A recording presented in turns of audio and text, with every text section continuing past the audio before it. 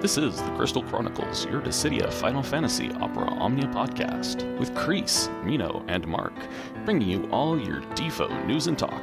Welcome to Season 3, the Chaos Era. Now let's start the show.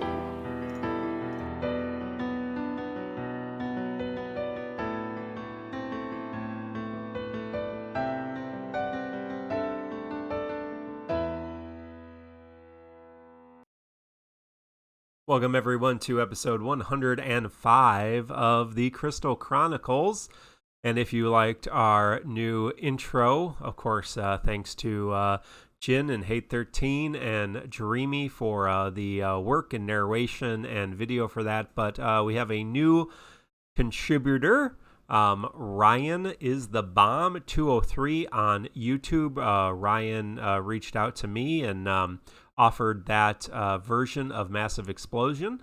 So thank you for Ryan, and go check out his YouTube. It is Ryan is the Bomb 203.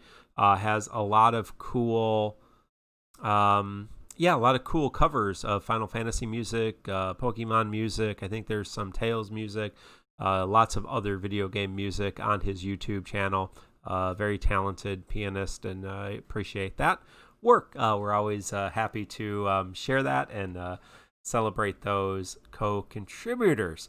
Before we do start the show, I think it is appropriate just to take a moment to recognize the here in the United States, where Kreese, Mino, and myself live. We are in the midst of some tensions amid our already tense world.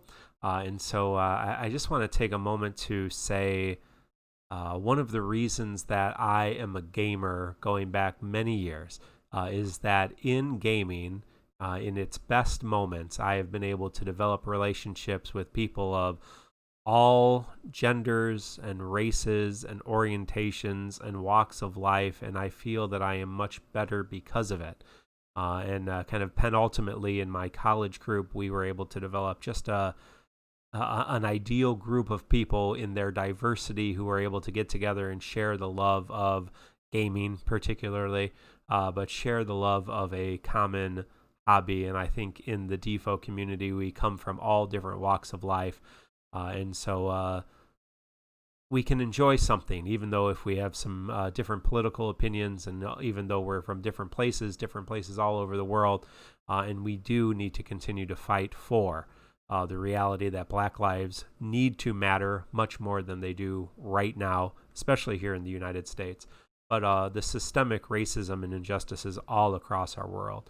And so, let's work together to do that, and work together to find those things that we have in common, our humanity and the love of the things that we share. So be safe if you are protesting, if you are out there, if you are a police officer, if you're in the National Guard, if you are a Black American living in these unjust and uncertain times, or many of my Asian American friends dealing with similar things due to COVID-19.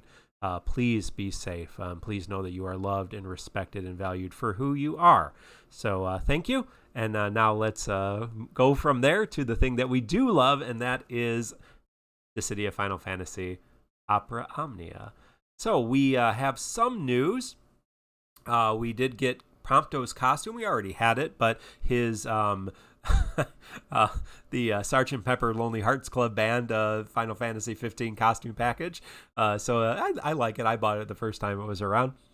Reminder now that we have a new event that's just going to be kind of an ongoing thing. It's the daily Token Foray, and that's where you kill a giant cactus every day and get your 2 chest tokens, and that has a unique shop, and that's going to be all through the month, and it kind of resets every month. But so it's like the Gigantuar event, but now it's a permanent thing that's going to refresh once a month. It is the Gigantuar event, just with a new event banner and a new shop associated with it. Yep, but it is now a permanent thing. It's not going to be something we see every few months. It's going to be something we see every single month. And again, you cannot get everything in the shop, so you have to pick and choose. We have the ending here in a couple days from the time we record this, Thursday night, the 4th of June, for those of us in the United States or in these time zones. The campaign Chocobo board is going to be going, so make sure you do that. I still have some co-ops I need to do to get that. But there is an early June Chocobo panel mission. You need to use Prishe, Prompto, Freya, Ifrit, kill Imps, and some other things. Of course, you can go to decidiainfo.com. That is Macnol's website. Macnol always works on a Chocobo panel guide. So if you're looking how to do that quickly, you can check out there and get to that. We did cover last week the raid event Wings at the Ready. And we did have a call to arms. And I have a new little slide here, if I can get it up. So the TCC challenge for Wings at the Ready, the one where we fought the Sanctuary Keeper and the Jet Mannequin, we had a TCC challenge and a TCC Extreme challenge. The regular TCC challenge banned Lenna, Seifer, Faris, Ace, synergy characters, and Galuf, Zack, Snow, Wool, Ramza, Iggy, Selphie, Lightning, and Aranea, friend Aranea. The Extreme Challenge banned all friend units and then said you had to use Chocobo Summon. So that was the Extreme Challenge. Again, I remind everyone that any video run that is a complete, regardless of the team you use, you can submit, and we want you to submit to Decidia Info or the Call to Arms, which is held on Decidia Info, but Macnol shares it on Reddit. So if you share it there on Reddit or share it directly on decidiainfo.com, that's just the big kind of database of all the runs, and we appreciate all of those runs to give us the good sense. The TCC challenge is this extra thing that we do here that we come up with to try to make it a little bit more fun, and then the Extreme Challenge because the regular challenges were getting a little bit easy. So again, we've had a lot of winners over the past few weeks, so we're not going to go out of the way to read them all, but I have all the regular winners on the screen and all of the extreme winners. You'll see just about as many regular TCC challenge winners as to the number of extreme winners. So I will link that below. Go check out the Call to Arms. Go support all of these wonderful folks. Thank you all for submitting that. It's just a lot of fun, and I like to see all the different ways that you're able to do this with those ridiculous bans. So there may be, I forget exactly, there may be more extreme than regular in this particular one. It was really, really close. I forget the exact number. Macnol may know it off the top of his head, but it was really, really close. So thank you for all. We are going to have another TCC challenge here to talk about tonight, but that was for Wings at the Ready. And so we can move from there. So thank you all for the Wings on the Ready TCC challenge submission. Oh, let me see here. Where were we? I gotta pull up the right thing. Yes, that brings us to the first of two events we have to talk about tonight. One of them is coming up shortly, but the first one was Prompto's Lost Chapter on the road again. No, just on the road. And that brought us Prompto's rework and his EX realization. He already had an EX. And Freya's rework and her EX, first time for her EX, and her realization. So Kreese is going to bring us through what Prompto and Freya got. Then we'll talk a little bit more about them and their fight. So what did Prompto get in his little time there? Prompto got a pretty nice improvement to his overall kit.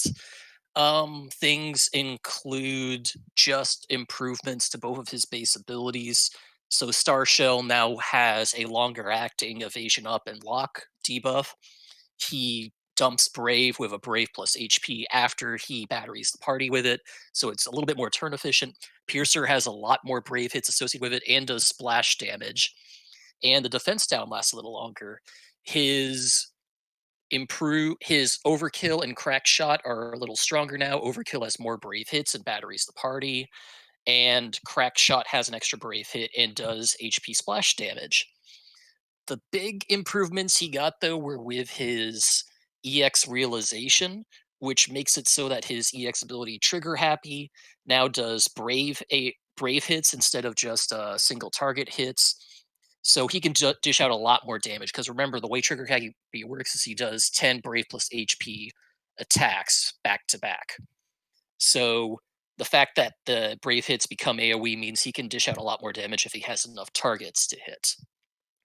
Other things are, if you fully realize him, he gets access to Overkill Plus and Crackshot Plus for a turn after using his EX ability, and he gets access to a better Brave Plus Plus and HP Plus Plus in other conditions.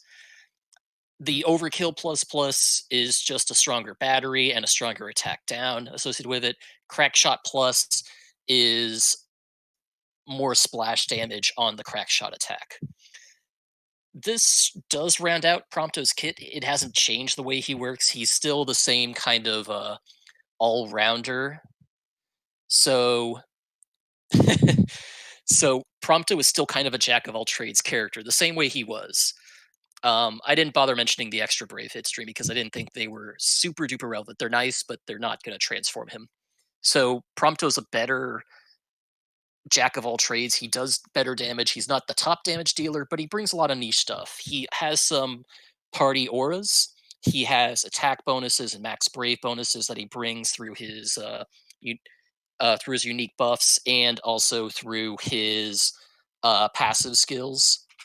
So nothing to write home about. It's on the level of like snow auras now, which is nice. It's nice for a DPSer. The big downside he has is that if you want to use crack shot or overkill, you have to get the break mark set up, which means that someone has to attack the target right before Prompto does, and the target has to be broken right before Prompto acts. I found that because Prompto is so fast, if you pair him with a lot of slow units, he's a lot more likely to go first, which means it's harder to set up those crack shot and overkills in some cases. But unless the fight's really long, you don't have to rely too heavily on it. And because his EX ability is such a fast charge, he can get it back up pretty fast. So he can rely on his EX ability to keep him going for a while. In general, since I did purple him, I'll mention that. I ticketed this banner and I got Prompto's kit. I purpled him. I've been experimenting with him a little bit, not a lot of experimentation outside of synergy events, but he's a solid character. I wouldn't say like he's a monster, but he definitely does a little bit of a mixed bag, and he makes, I think, a good third slot character because he brings some nice debuffs. He provides some party battery. He can do the evade taunt for a couple turns, and he brings some auras. So all around, he's a solid character in every sense. He just doesn't do anything exceptionally well. Mino, since you haven't been introduced yet, let me introduce you. How are you doing? And do you have any thoughts on Prompto? I'm doing good. It's too late to do my bit now since we're already in the middle of game discussion. But let me you put it perfectly. I was gonna say if meta characters are like cheesecake or your favorite dessert or whatever, Prompto is very solid oatmeal. I know a lot of people aren't excited about him because he wasn't great the first time around. And as Chris said, he does everything pretty damn well, but he doesn't have any outstanding gimmicks that are unique to him. But he is a very above average jack of all trades. You know, for if you count him as a support, his damage is a level above most supports, which is pretty damn good, brave shaping wise. I mean, you can use him as a dodge tank if you really need to, with all the delay tools we have now and the massive DPS. You know, you're noticing the turn counts on these fights are getting lower because they're getting completed faster. So Prompto's taunts can get you through a fight in a pinch. So he really can be used for that. Even if his brave shaving's not up to par, the battery is good. You know, decent buffs and auras, debuffs. Like he does a little bit of everything. 7 or 8 out of 10, I would say. I am a really big fan of this kit. Oh, someone mentioned, and I didn't mention it in my overview, but if you use Prompto's Overkill Plus after using his EX ability, he does apply a 70% attack down debuff to a single target for 2 turns, Right. which is nothing to scoff at. The only one who does that consistently and or better is Vincent. Right. And Vincent's, you know, awful now. But yeah, like Prompto just does a lot of things really, really well. And this is what I would call a true budget character, because I really dislike when people say 0 out of 3 or 1 out of 3 is a budget character. But more like if you invest in Prompto, you're probably set for the next 2 months until the the next era with Alexander Chaos and the Brave damage reduction. I think he will get you through all the other fights in the next 2 months with decent party members pretty easily. Again, he does everything pretty damn well. He can sub for any role, but if you want to get through the next 2 months with minimal polling, I think he's the guy to go to. But I did not personally do it just because he does not have any unique gimmick at all to make him interesting enough for me. Although I would 100% recommend him to any new players just starting who don't have a deep roster. He can fill so many roles for a while. Very strong character, I think. I really like him. Mark, you have anything to add? Yeah, I'm Mark. I'm the host, and you heard from my two co-hosts who I introduced earlier today. They are Mino and Kreese. Thank you, Raw Life, for this sub. No, I really think, I think Prompto is pretty underrated. He does do everything. Dreamy has a good video up on the Tomberry Troop website, tomberrytroop.com, about how to play Prompto. I pulled. I didn't get him, or I certainly would have considered purpling him.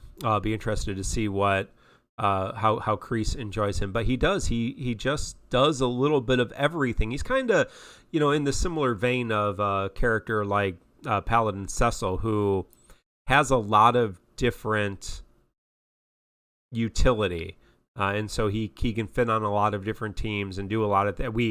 In the TCC challenge we're going to talk about here in a little bit, Paladin Cecil came back kind of with a vengeance because he does provide a lot of utility. Thank you, Fibdon. So I really I really like his kit. I think he is a little bit underrated. Again, he doesn't really do any of those things exceptionally well, right? So does some good, like above average for sure. Also, a lot of people in chat are saying, "Why am I being so nice in my reviews?" I already told you guys. Until the next era, until Alex Chaos, all of these characters are pretty much on the same level. It really doesn't matter who you pull. If you want role coverage, I'm following all these reviews with role coverage. Prompto is for batteries, decent aura, range, brave shaving, and a bit of tanking. Really, he has a lot of coverage. Sorry, but back to you, Mark. Thanks, Dreamy. Thank you for that sub, because we told everyone Prompto doesn't suck. We got to make our money somehow, folks. So you want to slip us a little bit of money, we'll tell you your favorite character doesn't suck. No, I'm kidding. No, I really do. I really do think he's an interesting character, and he did get the upgrades he needed to be late Chaos viable. Will he get back, like you said, once the Brave reduction hits?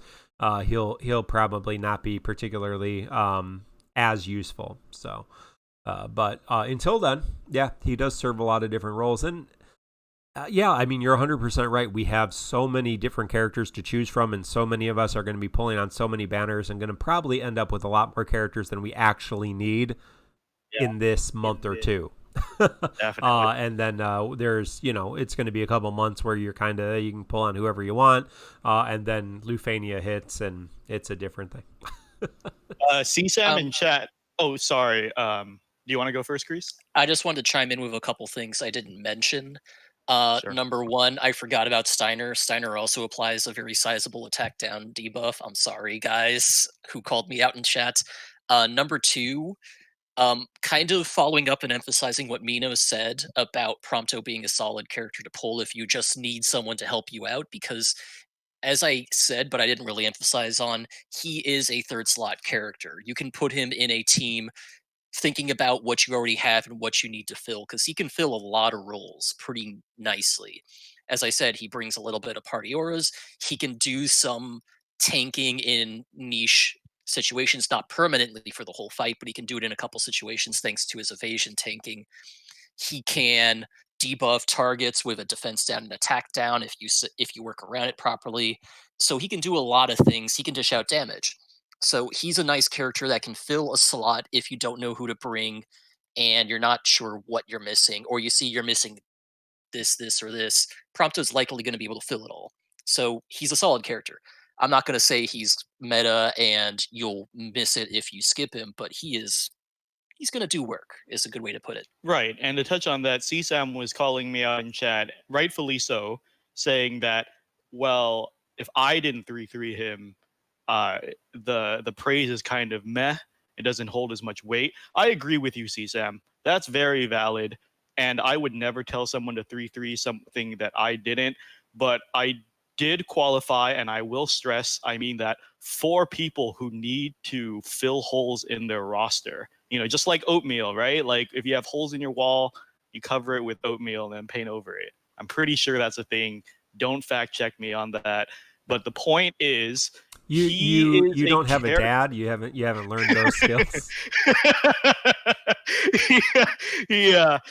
He's a character that raises the power floor. Meta characters raise the power ceiling. This is like a new standard of minimum where like, hey, if you pull this character, you will get through content. Maybe not in style, maybe not the easiest, but he covers so many holes and can cover for so many characters and roles that I really do think you get a lot for your investment if you're not already like a 3-year player with you have the next 6 months planned out and you have all your characters picked out for what roles and stuff. Like me, of course, yeah, that's why I didn't 3-3 him, but not everyone's like that. There are a lot of newer players. There are a lot of players who need to cover gaps in their roster. So I do highly recommend Prompto for that. Oh, also, he's probably not going to be banned in TCC challenges. And apparently, unless everyone starts using him, then he will. Yeah. Then we'll have to ban, of course. But he is. That's how we should have sold him. Prompto, a TCC challenge character. Yeah, that's a new. That's our new. Ranking. That's a new tier list. Well, that's on my tier list. I'm just going to comment and say that Caius has not been banned in a single TCC challenge, and I've been using him regularly. Although Guys, I will admit I use him with characters that are banned. Yes. Like I'm not shitting you. I found out this week, apparently in main court and our own Discord, there are people who are considering polls just for the TCC challenge. Now, of course, I think it's a little crazy, but also if that is how you're getting the maximum enjoyment out of the game, more fucking power to you. I mean, I'm not saying I don't enforce TCC challenge elitism and bullying, but there's a lot of people who are saying they're pulling for the TCC challenge, trying characters they never would have tried in a million years and getting better at the game. And, they like pulling off teams that you never see in the meta or in JP runs before. So if you do that, no shame to you. I will laugh about it, but everyone enjoys the game how they enjoy the game. No doubt. I'll point out that something that Mino's emphasized multiple times in the past too is that we're currently in a semi-garbage era that we might be falling out of before we get to LDPT, but at the moment, fights have been relatively easy, unless you're specifically doing TCC challenges. Thank you, Dreamy and Kakashu, for the Twitch subs. Appreciate that. Yeah, no, so there is someone else on this banner. And she got a new EX weapon and an EX realization and a rework. Can you tell us a little bit about what Freya got, Kreese? Sure, Freya got a lot. She kind of got the same treatment that Prompto did in that now she works much better as a mixed offensive support. More ability uses, especially on Reese's Wind, which she only had 4 of before. She's up to 6. Reese's Wind has a longer buff duration. Dragon's Crest has a longer buff duration, which is nice.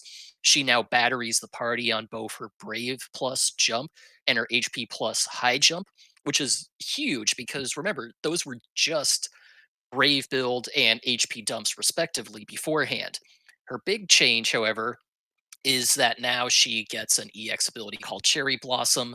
Cherry Blossom is an AoE Brave plus HP attack. Note that it's not AoE Brave hits. What it is alternating Brave hits across the enemy party. And she also applies a new buff to herself called Soothing Petals. Soothing Petals gives the party an attack aura, a Stolen Brave overflow aura, and also Party Last Stand, which means that all party members, while Soothing Petals is active, will be able to take death blows if they're above 50% of their max HP before the blow is taken, which is pretty nice. And remember, Freya's a healer. That's one advantage she does have over Prompto. She heals the party with her Reese's Wind buff. It's a 10% HP regen per turn. With her EX Realization, jump and high jump become better. She gets nice stat bonuses. She starts with Reese's Wind and Soothing Petals active. Soothing Petals lasts longer, so she has a much easier time of maintaining it consistently. Cherry Blossom gets a party battery component, and also Soothing Petals gains an HP regen, which brings Freya up to a 20% max HP per turn HP regen if you fully realize her kit, which is almost up to Penelo levels. That's nothing to scoff at, especially considering her additional ability can heal the party in a pinch further if she needs to. So Freya is a nice mixed bag of support, healing, some protection, some damage, and some nice auras, especially if you build her artifacts. Note that Freya is one of those Crystal Strength 50 artifact passives that does provide attack and max brave based on an artifact passive. So if you want to get the most out of her, you're probably going to have to farm those. That's the big downside of her. The other downside is that she doesn't really battery the party too much outside of specific things. She still batteries the party, but she doesn't have any regen associated with it, so it can be a little bit of an issue. But the last stand can be nice in a pinch, especially if you know you got to take a big AoE hit, or you got to take a single target hit, and you just can't shave it in time. You can play around that. As we've seen before, there are ways to play around deadly boss mechanics by taking the hit, knowing the character cannot be killed in that turn. Not always, but it is nice. All in all, she's another solid character on this banner, which I think helps even promote Mino's comment that Prompto's a solid character to pull on, because Freya's also a solid character to pull on that fills a similar role, but just slightly different enough. No debuffs, but healing, slightly better party auras, and is more supporty than offensive, but still offensive enough that she brings something to the table. Mino, what are your thoughts?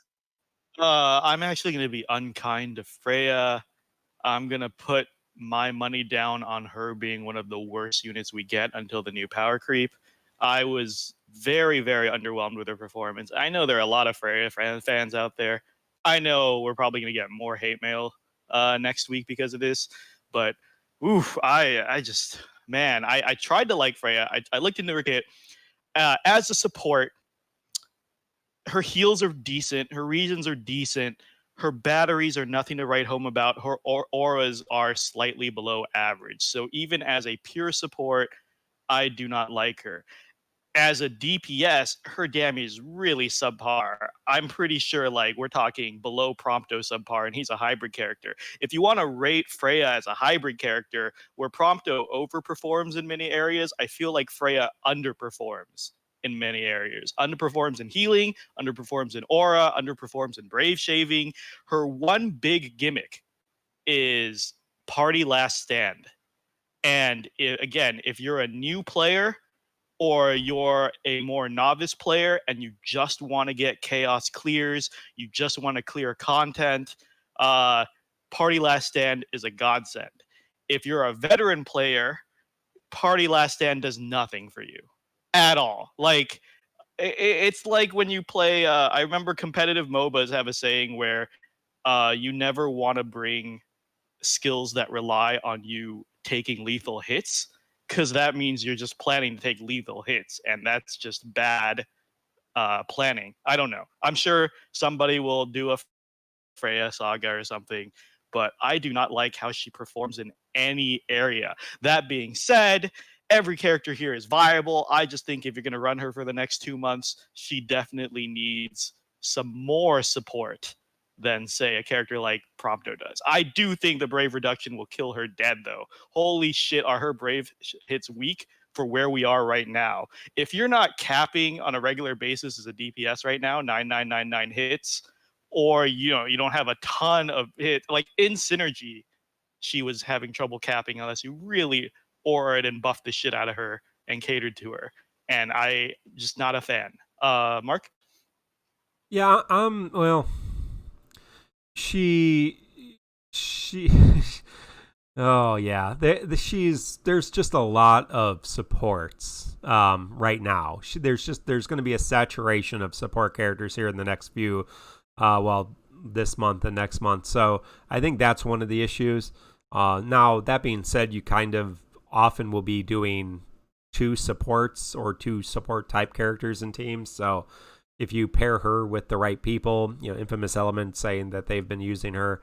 But yeah, she's okay. Yeah, she's not bad, but compared to some of the other kind of hybrid supports that we get in terms of damage dealing and utility and kind of base support, there's just a lot of them. I think that's more the issue than is she good or bad. It's her unique thing is the last stand thing, right? I mean, that's the one thing she does that's a little different than anybody else. I think she's the only character that does that, period, right? I mean, I don't think there's any other character Party that last stand provides is party last stand. Yeah. So that's her unique gimmick. We just talked about Prompto. Prompto has like a few interesting gimmicks, right? Arciela is going to have a couple interesting gimmicks, right? So you can't take that away from her, and especially if you utilize that, it can be really, really important. If you're ignoring that completely, yeah, she's a support that does okay damage, but we have other supports who do okay damage, and we're going to get a whole bunch more here in the next month or so. So, but I mean, if you like Freya, you're going to make her work. She's going to be a solid character for whatever. Yeah. Final ASIM's reminding us that Y'shtola did Party Last Stand as a bug upon EX plus realization. So. Yeah, but I don't know. I think a lot of people skip this banner very truthfully, right? And we can ascertain that very easily by going to the podcast polls. Excuse me, I'm just going to point out while you pull up the podcast polls is that Freya is a very solid character, and I get the feeling Mino's going to be eating his words if people can show that Freya is still successful through the rest of the month, and people are still using her and bringing her to Call to Arms chaos fights. This is to do that. Prove Mino wrong. This is a great Call to Arms banner. This is a great TCC challenge banner. Exactly what I was going to say. Yeah, pull for TCC challenge. There's a lot of people in chat arguing. This is very anti. I'm trying to be a nice guy for the next 2 months, but this is everyone's saying Freya can do this and this and this. I just don't see bringing, you have limited ingots. If I had to choose the ingot, Arciela or Freya, I would pick Arciela. People are like, well, Freya heals. Arciela heals. If you want to do the, the 5, 6 times 2, 12 turns of HP silence instead of eating the Party Last Stand and then taking a couple turns to heal back up. You're going to say apples to oranges. Well, then there's Alphino. More auras, more heals, more regens than Freya. More damage. Yeah. There is Afmal. More heal. Yeah, Fujin, Raijin. All of these supports do more heals, more aura, more damage than Freya. You guys want to bring up Freya compared to old-ass supports. I'm sorry, Freya just does not age well, and she's one of the first people to die off as soon as a Brave reduction creep hits. I think you make a really good point. If you're gonna be talking how are you gonna defend Freya? Ingot investment, if you have to pick and choose a few supports going forward, she may not be high on your list. Now, if you haven't updated a support in a while, if you missed Penelo, if you missed Hope, then, although they all do different things, right? That is the nice thing. Each support kind of does have their own little role, so you can make use of all of them. But yeah, I found her personally a little underwhelming, even though I like the character quite a bit. So 6 people were willing to pity that banner. That's impressive. 2 people gems and 36 tickets and 24 skipping. Of those who had Prompto, 17 keeping him at EX, 7 realizing him, 1 at 1 ingot, and 12 at fully realized. Of the Freya lovers out there, 5 keeping her EX, 11 realizing her, 3 at 1 ingot, and 16 at 3 ingots. So, yeah. As always, prove us wrong. And as always, like I said, hey, this banner was great for TCC Challenge, but there's a lot of good banners that we've talked about. So I think last week's banner, Seifer and Lenna, if you didn't have Lenna especially, a lot of people were passing on good banner. This week, Prompto Freya, a lot of people passing on good banner. The problem is, and Mino keeps saying it, is that all banners are good banners going forward. There's no real duds. Yeah. And they get better. That's like, there's no real duds, but they do get really good from this point on. From today's banner, the banner that drops in 18 minutes or 19 minutes, until Burst Era, there's really no dud banners unless there's a second banner like on a Ultimate or kind of a festival banner or something like that. All of your main chapter banners, lost chapter banners, event banners are solid banners, and the main summon banner as well. So yeah. I promised Eamons we'd mention this. He was doing some research. I'm not sure how much this matters, but basically it should be noted Freya's 54 sea level passive. Is it turn rate increase or whatever? But Eamon said that it really does throw off EX recharge timing, so that is a thing to consider with Freya. And you can't take it off because it also gives party 40% max brave increase.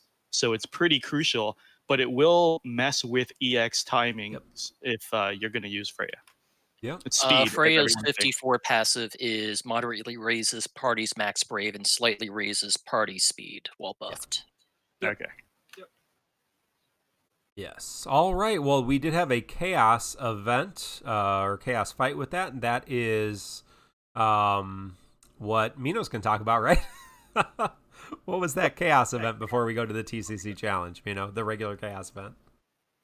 Holy shit! I forgot. It's my job now. Yeah, you're the battle guy. That's your job. So off of memory, 2 waves. The first wave are 2 of those little archangel thingies. Yeah. And if I remember their gimmick, the archangels are from the what was it? The Pain Cosmos fight.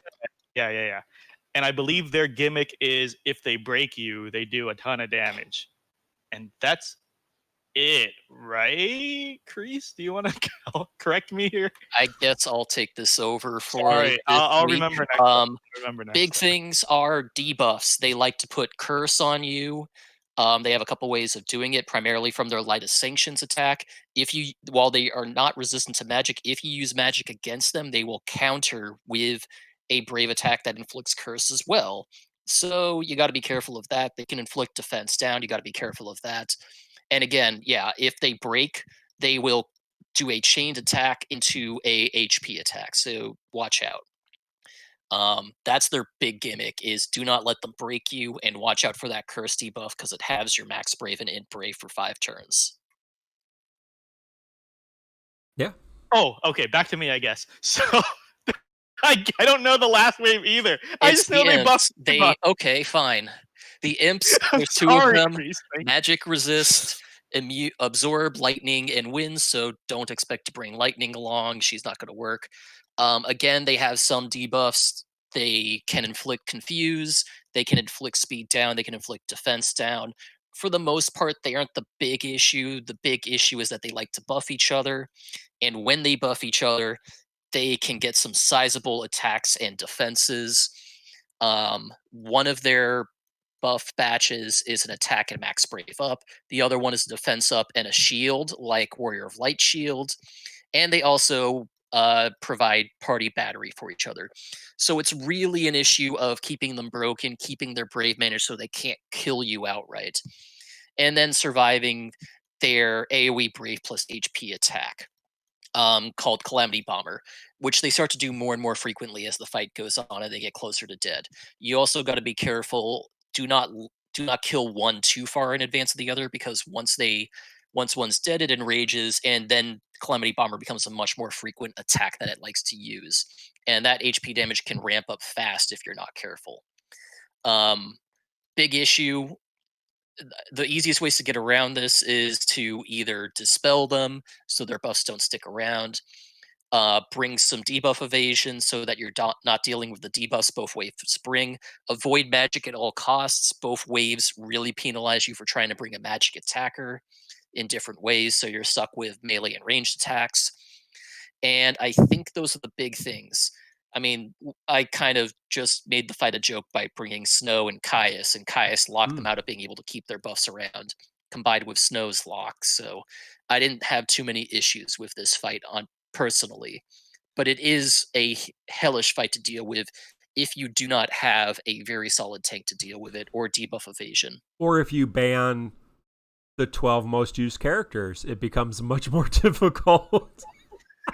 The other big thing is that the turn count's very low for this compared to other chaos fights we've had. It's only 90 turns, which means that it is a bit of a DPS race. These guys are pretty tanky.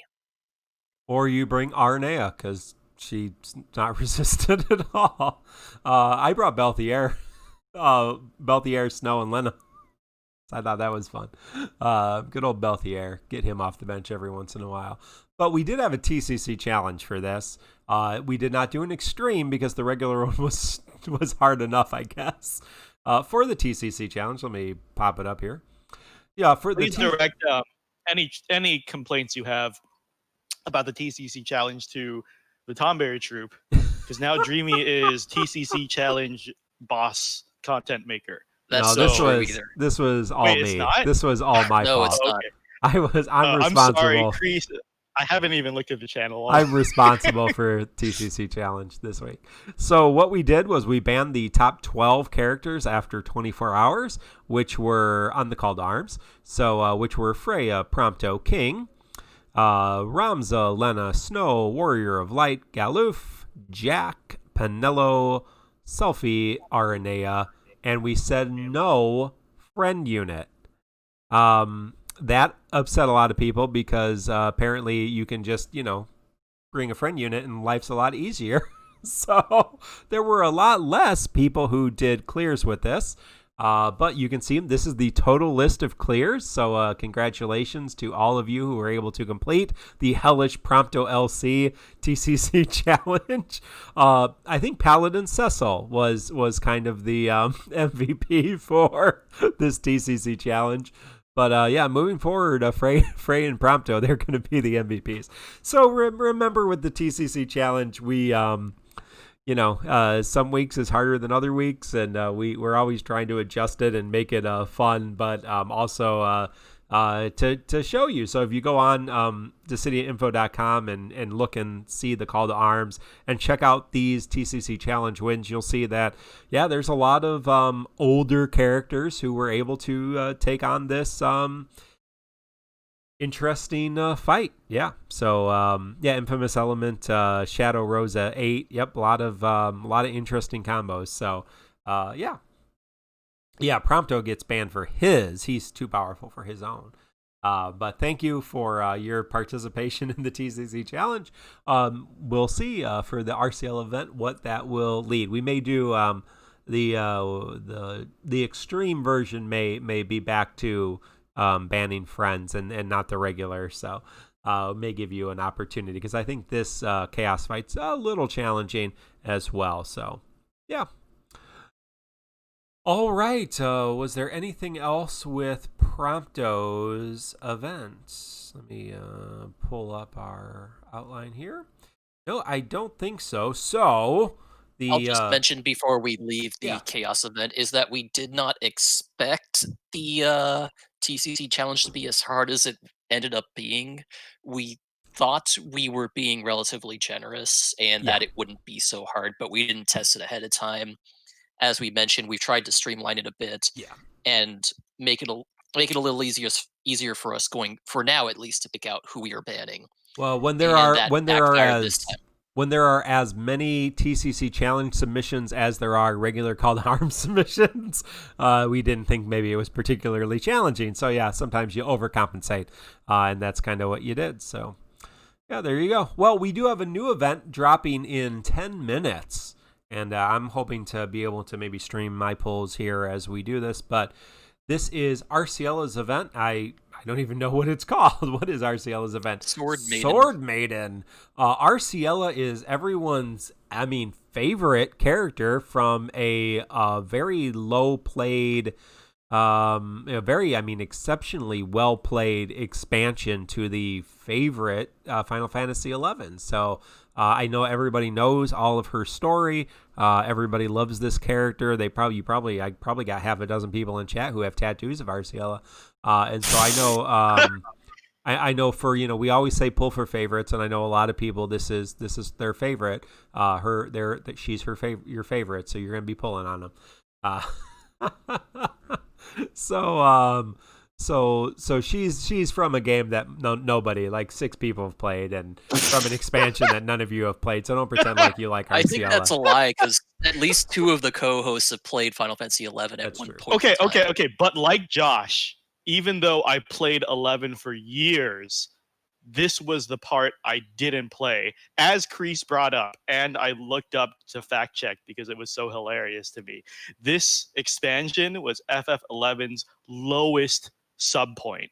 Like, for some reason, this expansion, well, I think Kreese was saying because WoW was hitting its stride. WoW came out around the same time as this expansion, or like right before. So WoW was in full swing and stealing MMO players from other games. Right. So like, this was the least popular FF11 expansion because so many people were jumping ship or tired of the game at this point. This is like 4, 5, 6 years into FF11. This was the second to last penultimate expansion that almost nobody fucking played.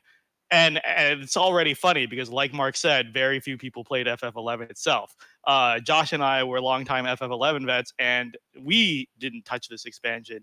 And the funny thing is, when you look for information, even on the Final Fantasy wiki, Arciela's page is blank. Default. But yeah, like if you search Arciela right now, she has more hits for DFFOO than Final Fantasy XI. Not only are all her character pages blank in any type of FF11 wiki or any game wiki you can think of, but the expansion that came after her and the heroine that came after her, which was FF11's final expansion, Iroha, who's the final FF11 heroine, has more popularity and pages and hits than she does. So anyone telling me they're pulling for Arciela as a favorite is a lying bastard.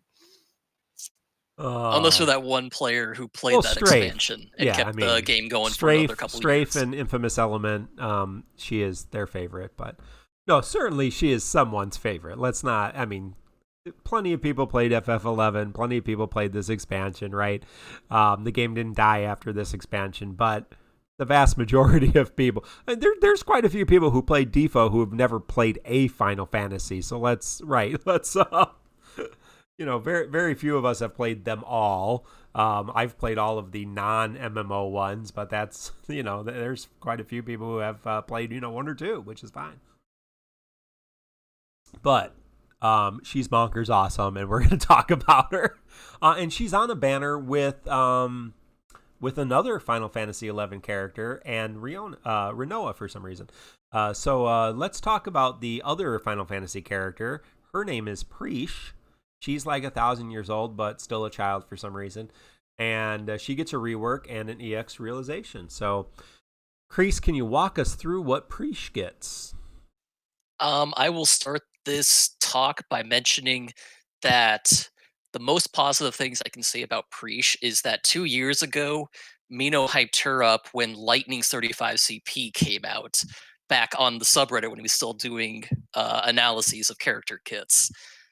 And with that said, let's move on. Prishe has a monk kit, which is always weird to see in this game because the different interpretations of it across different characters is interesting, to say the least.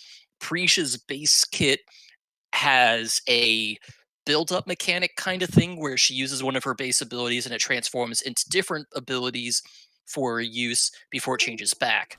The rework has made it so that it has a little bit more of a niche for what the base abilities do and what the transformed abilities do and how they are unique versus different from each other. So let me go through them.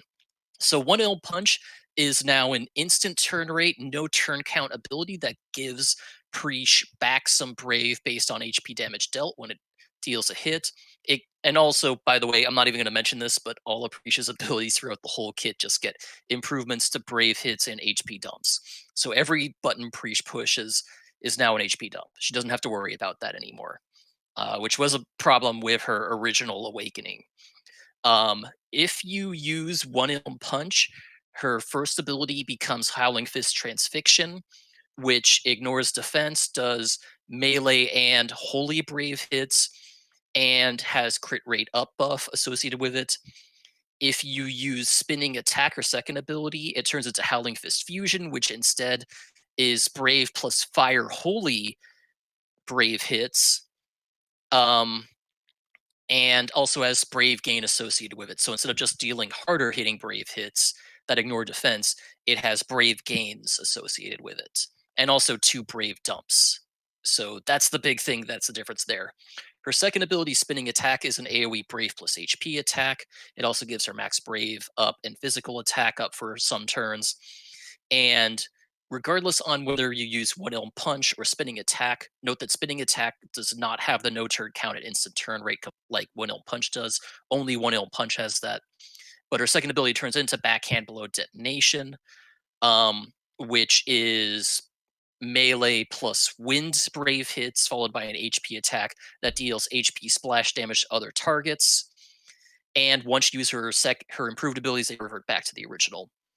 The big change comes for her. Well, those are pretty sizable changes. Her Brave Plus and HP Plus are also marginally improved. She now deals multiple Brave hits with both Brave Plus and HP Plus.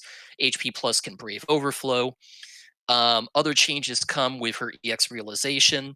If you just realize it, big things that happen. Nullifying Drop Kick gets more Brave hits. Remember that Nullifying Drop Kick is a single target attack that ignores defense, extends buffs granted that she grants herself, gets a better max Brave up buff.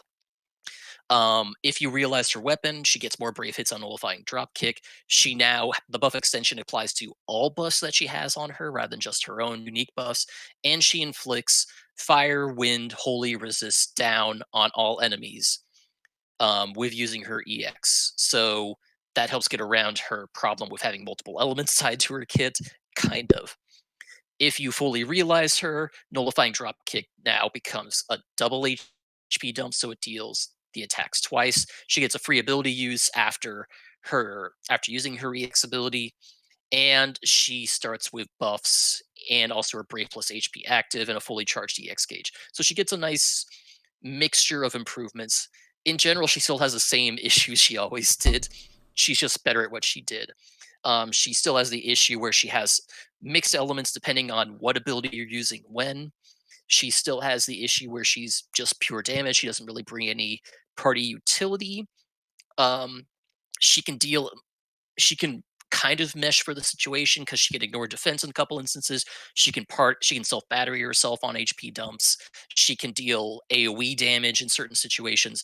So she can kind of twist to the situation. She has a little bit more flexibility, but she's still just pure damage. Period. On top of having mixed elements, she's also mixed damage types. She deals melee damage with all of her abilities, except she also deals magic damage with her Howling Fist and Backhand Blow abilities. So she can get locked out of magic attacks unless you can imperil the elements she's using. She's a weird kit, and I don't know if I would personally recommend her unless you're a big fan of her character, because she's just pure damage that has a lot of caveats for using her. Mino, I think you have more to say about Prishe too. Let you take it over. Not more. You've been pretty on point about being descriptive and thorough lately. I will start with the good. I really like the concept of her kit. I think a lot of the things they gave her are great. Splash damage, imperils to her own elements. They made the skill chain kind of fun. And she's fast and she takes advantage of it. I don't think you mentioned her biggest gimmick, which is she can extend all buffs on her now. I did mention that. If you realize her weapon, then she extends all buffs. And that is a crazy, interesting gimmick, I think, because for such a speed demon such as Prishe, who can hog turns really fast, to be able to extend any buff on her, even those granted by other party members by 5 turns every time she uses the EX. She does not have the problem a lot of former speedsters like Vayne and Lightning, etc. have, where they can blow through, or Ultimecia, they could blow through buffs, and like you would rather pair them with aura supports rather than buff supports. Now Prishe can carry her weight in that. She is, I believe, unique in the game up to JP with that property of extending buffs that other people give her. And that is very cool. I think Prishe got a lot of big updates, and they are very cool.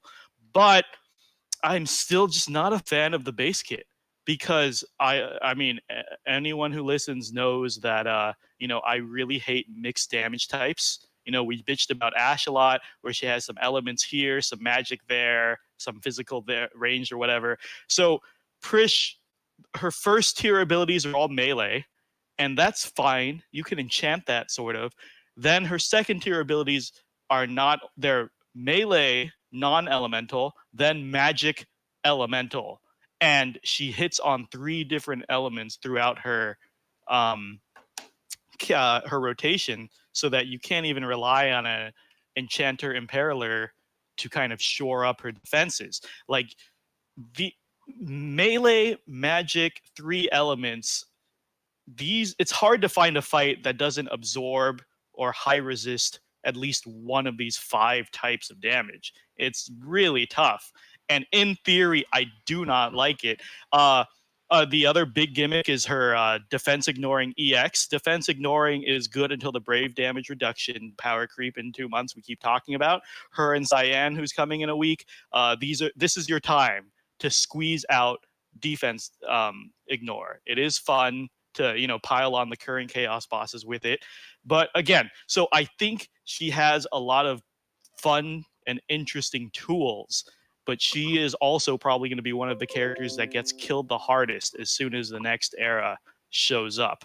But again, you could have fun for 2 months. So I do. Couple of notes, right, that I promised people I would mention. First is one Ilm Punch, her tier 1 skill 1, is instant turn, no turn count. So that is a very valuable tool if you want to like just spam burst damage. You just spam. Well, you can't spam the skill 1, but basically every time you EX and it gives her a free ability, the one Ilm Punch basically becomes a free, very high hitting Brave Dump. And it's very good. That does extend her a lot. And she has a lot of fun tools, some turn manipulation in there. It's very interesting. I just don't like the 5 types of damage on one kit. Nothing personal to her. I will always hate that. And to address what I'm pretty sure was a crack from Kreese earlier, and chat was talking about how I did hype up Prishe in year 1. I stand by that. Prishe is 35 CP time traveled 9 months. Any day 1 player, I know a lot of you guys are fake veterans like Ink and Kreese who didn't join the game till much later.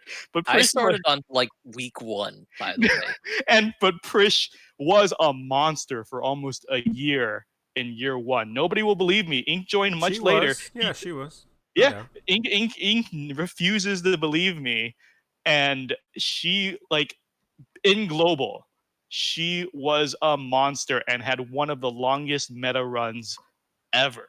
But yes, in JP since then, with the EX Plus, Crystal level 70, none of her upgrades have been very particularly good. And I really blame the base kit design for the 5 types of damage. It's just ridiculous. And there's still hope for her yet. They can always completely remake a character's kit from scratch. Don't have to stay true to the FF11 skill chains. It worked in that game, doesn't work here.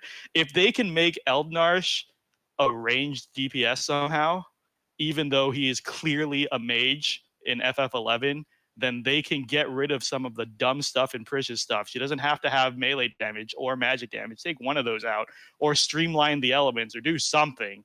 But this is when the game design going forward is always to have 4 to 5 elements absorbed in the highest level content. out of the 8 or 9, it doesn't make sense for a character to be hitting this many damage types. Mark, you got any thoughts? Yeah, the Ink and I were talking earlier, and there's a lot of similarities between her and Sabin. You know, he uses Sabin a lot in content, and yeah, there's quite a few similarities between her now and Sabin now, even though they have some different mechanics. But and she has one extra damage type, which is the fire element, but she only does that for one ability, and it's also holy. So really, she does do like the same elements, right? And so I mean, you're only really resisting 2 elements, and she does imperil, which is nice. So you know, I don't think it's that big of a deal, but it's a lot of work to get her to do what she needs to do when you have characters like Jack who just do damage and who can be enchanted. So I don't know. That's kind of what I'll say about Prishe. She's not terrible. Yeah, I'm sorry. I was gonna try to.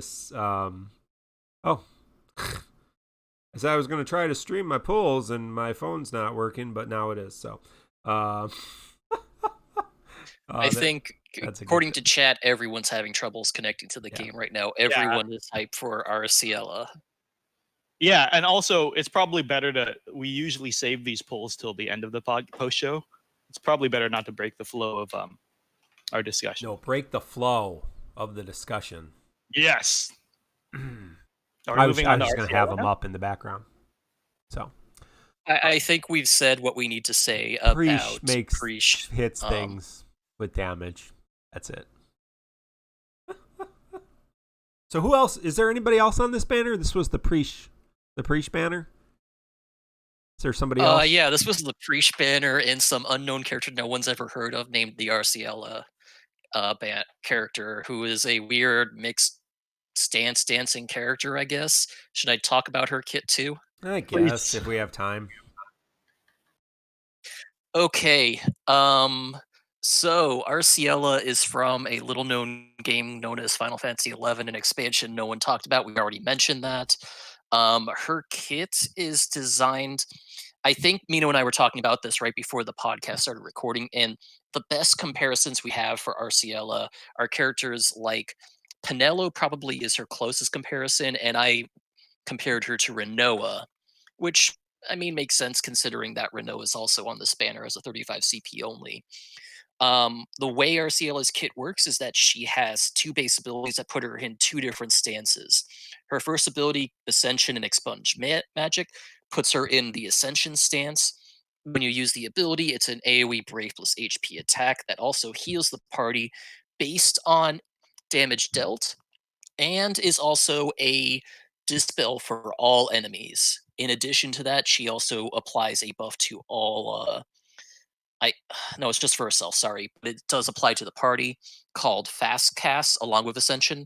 Fast Cast is a unique buff that makes it so that party members, including herself, recover from HP dumps or breaks faster. So instead of requiring, 4 turns to get back to Int Brave levels in Unbreak, it is now 1 turn to recover back to Int Brave levels if below. While in Ascension stance, she gets an access to a Brave Plus and HP Plus. Her Brave Plus is a party battery that refreshes Fast Cast, and her HP Plus Harmonic Displacement is a Brave Plus HP that batteries the party batteries her allies, not the whole party, based on HP damage dealt, and also refreshes Fast Cast. Her second stance comes from her second ability called Dissension and Sight Unseen.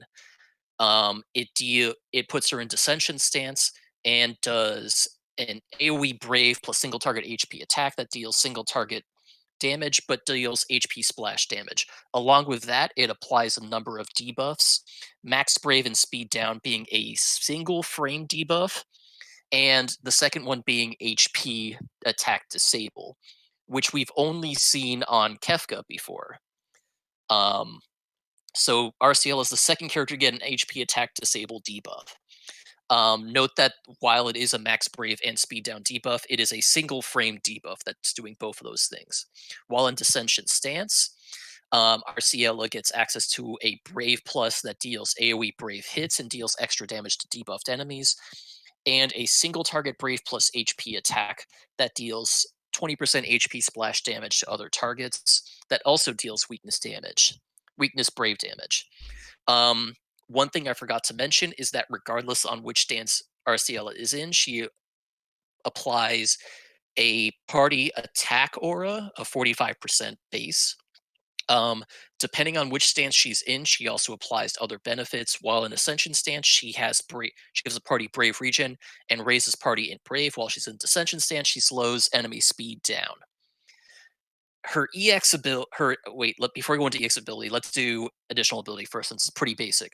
Her additional ability recovers one use of her basic abilities, a lot like Penelo's and other characters that have ability recharges as their additional. And also gives party attack for some turns.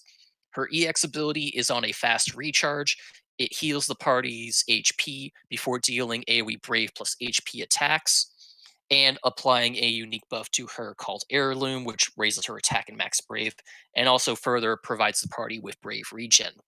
If you realize her EX ability called Nakwal's Vengeance, she starts with Heirloom active. She gets a free ability use at the beginning of combat, so she can set herself up into whatever stance she wants.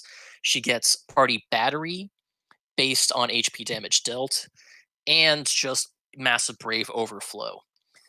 Basic idea is that Arciela's a stance dancing support unit who can deal a decent amount of damage, heal the party, apply devastating debuffs, including the powerful HP attack disable, and in general just plays as whatever role you need her to. You can stance in and out of Ascension and Descension based on the role.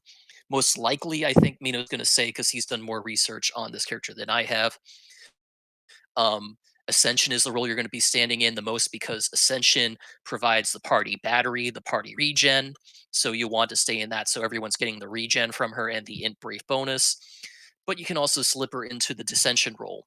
Note that Arciela does not have a lot of base ability uses, so you do have to ration. She only has 5 ability uses for each skill. That does go up to 6 for each with her additional ability, but you have to be careful. You can't just spam them. And I think the general consensus is she's very, very strong. I don't know what else to say about her. So I will let Mino take it and give his thoughts before I jump back in later. Shara89 and Hate13 for the gifted tier 1 subs. Appreciate that, Shara and Hate. Sorry, Mino, go ahead. Oh, sure, no problem. So, Crease's where to start? There's just so much to cover. I'll just bounce off of Crease. Crease is right. Chat's been saying this, and I wanted to say it too. Crease compares her to Penelo and Renoa, which I think is fair. I personally think Penelo and Ignis, and a lot of people in chat are agreeing as well. And the similarities lie in also, as Crease said, there is one stance favored more than the others. The first stance, which is the battery stance, just like Ignis, where Ignis situationally goes to his offense stance. Arciela's debuff stance, the debuffs are good, and it is the HP silence. There are times, though, if it's like a magic resist fight, or she's just not shaving hard enough, where the regens are key to sit in. There are so many things to say about Arciela that I have no idea where to start. So I'll just do broad strokes, and then I have a little rant at the end after Mark and Crease have their turn. Medium rant. But so Arciela, very, very strong support. Her role coverage, since we're talking role coverage in this era, is HP silence and no, I think that's it. HP silence. When was the last time we had a character? Oh, right. Yeah. Dispel. Sorry. Dispeller and HP silence with some healing and battery. Healing and battery. That's expected. Battery, that's expected. Support. Yeah, that's expected from all supports. Like we said, leave out the things common to supports. She is her gimmick specifically are dispels and HP silence. The thing is, there are, again, overlaps in these next 2 months, as there is for everybody. If you want HP silence, Kefka's coming up with a strong EX plus not too far later. And when it comes to the spells, you got Lion not too far down the line. Everyone does a little bit of everything. What makes Arciela special is the combination of those two gimmicks together, on top of having a very above average battery, very above average healing. You know, she's the whole package.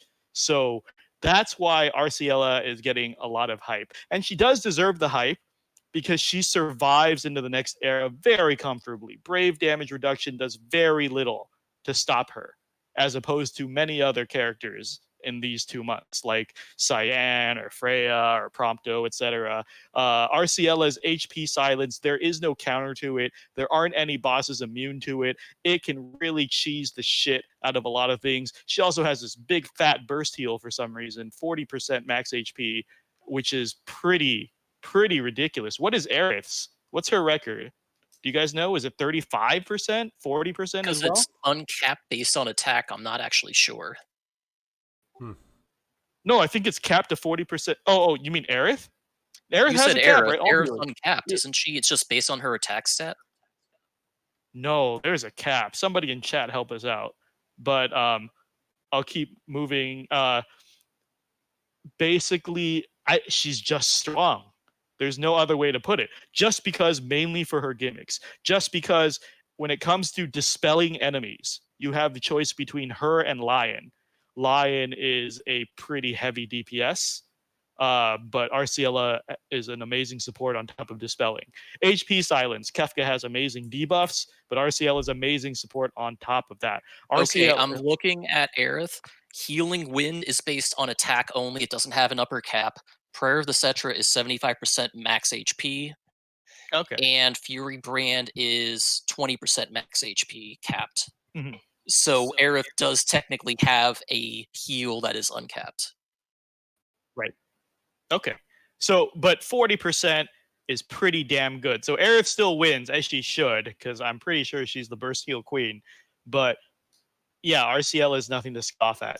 A lot of free turns, a lot of strong stuff. I mean, you can read up on that anywhere, basically. She stands a head taller than some of the other characters here. But again, just to remind people of unpopular opinion, if you do not like the character, she is not a necessity. Moving forward, very few of these characters maybe are. Maybe. I don't know. Some people have even longer lasting power, like Eldnarsh and Raijin. But Arciela does get you through the initial spike of brave damage reduction creep. So she's valued for that. She's valued as being a all-in-one support package. And what is the last thing I wanted to say? Oh, right. Yeah, there's a lot of hype and misinformation that I'll address later. But one thing is, a lot of people are calling her a carry support. Her auras are below average, and her healing is about average. I feel like, just like the comparison we make with Ignis, she is a half support who's better. It's better to run a support with her, I believe. Her regens are kind of subpar on her own, and her auras are kind of subpar. But if you throw that in with another aura or eye brave buffer, and there's so many eye brave buffers this month, like Aerith or any other big, like, her regens will hit that much harder. Lenna, right? Like, triple down on that regen, or like the auras and the regen, it really adds up. And that's a big factor. I do not think she's a carry support. She's not like Rosa, who has what, like 95% attack auras and 80% max brave. Hers is like 65 and 50, which is very below average, because most supports nowadays have at least 75% or 80% attack and at least like 65% max brave. She's a little below average for sure. Definitely pair with another support. And there's some arguments about artifacts. A lot of what she does scales off of HP damage done. A lot of her healing and battery scales off HP damage done. So there's a lot of people to say ignore attack on her, but really, Eye Brave at this level, with these levels of regen compared to the max Brave you're getting, is not going to override like 3 times 108 attack when it comes to gaining Brave per turn and doing the dumps.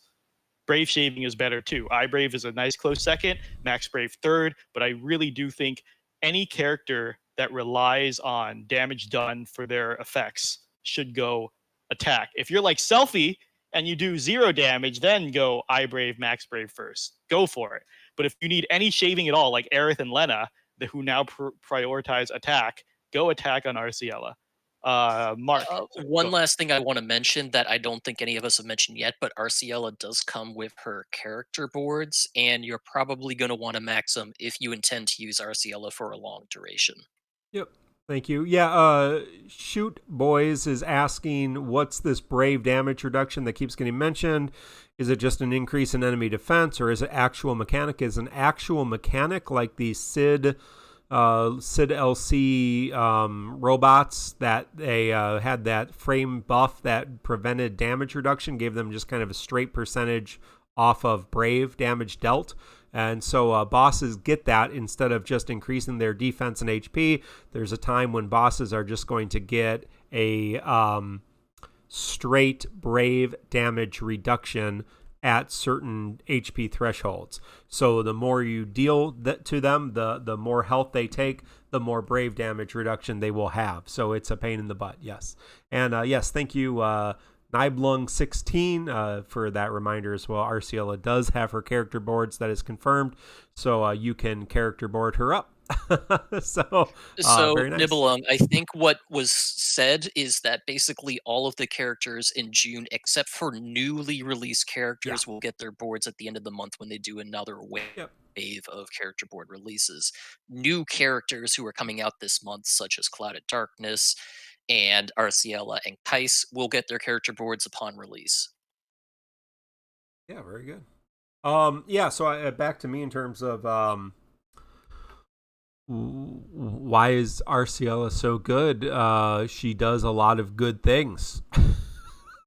But yeah, we're talking about, wanting one support to kind of carry everybody. You're not really going to see that depending on your team comp. You're not going to run one support with 2 DPS in the late EX era. Maybe we were running one support with 2 selfish DPSs.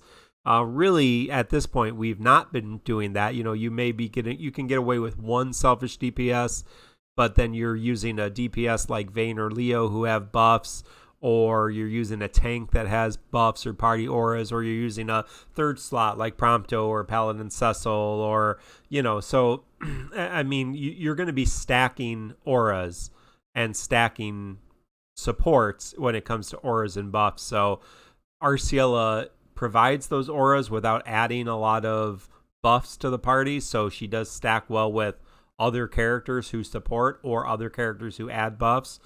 And she does everything she does exceptionally well, and she does her HP attacks phenomenally well, so you can spam her HP attacks. So yeah, she's amazing, and you probably want her.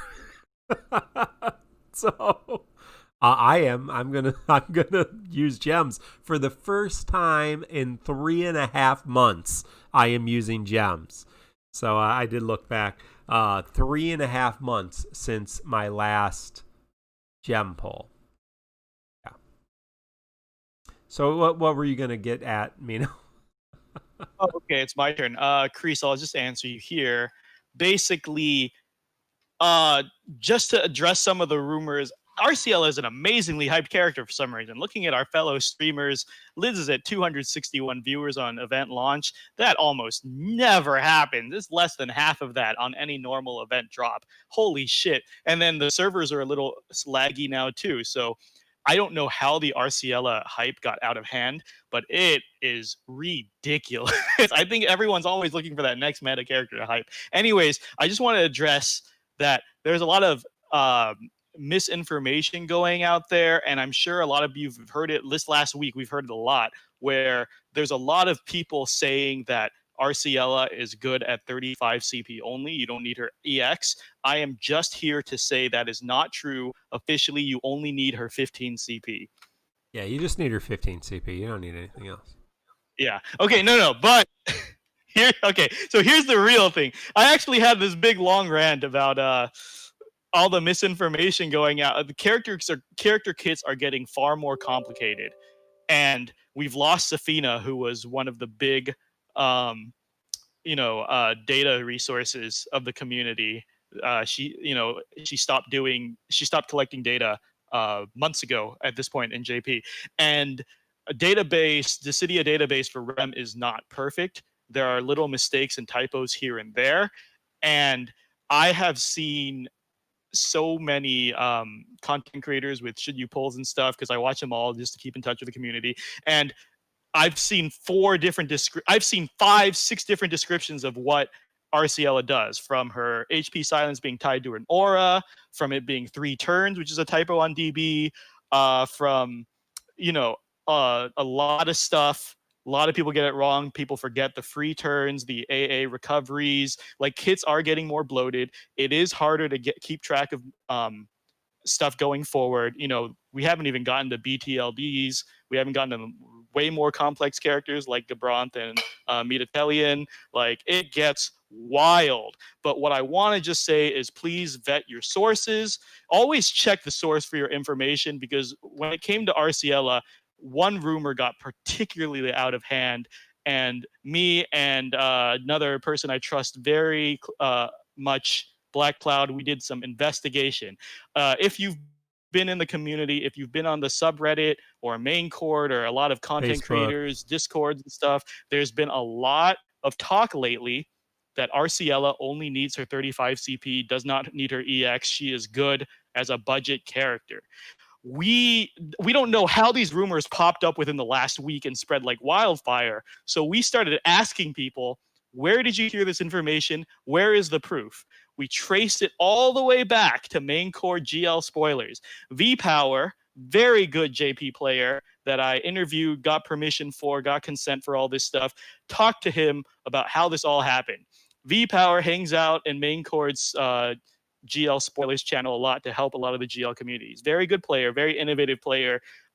He always pulls by the seat of the pants.